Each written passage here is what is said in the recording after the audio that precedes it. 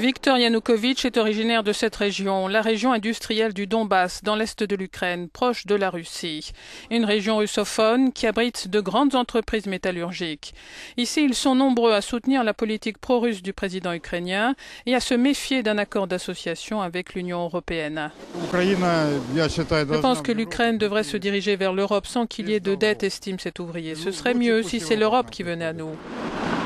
La statue de Lénine est toujours debout à Donetsk, considérée comme la capitale du Donbass, alors que celle de Kiev a été renversée par les opposants pro-européens au début du mois. À Donetsk, le gouverneur indique qu'il y a une montée des capitaux russes.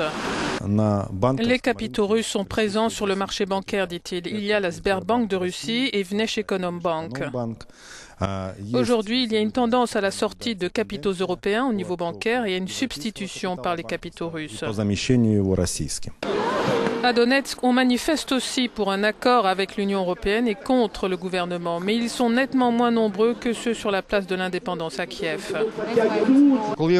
Les gens commencent à comprendre que quand l'Union européenne préparait 19 milliards d'euros, c'était pour des réformes concrètes et la modernisation, souligne ce professeur d'histoire. Tandis que les 15 milliards que la Russie donne, eux, sont destinés à ceux qui maintiendront le système en place, un système qui s'épuise. Selon nos correspondants qui citent des experts internationaux, beaucoup d'entreprises de la région de Donbass devraient passer par des restructurations qui auront d'énormes coûts sociaux.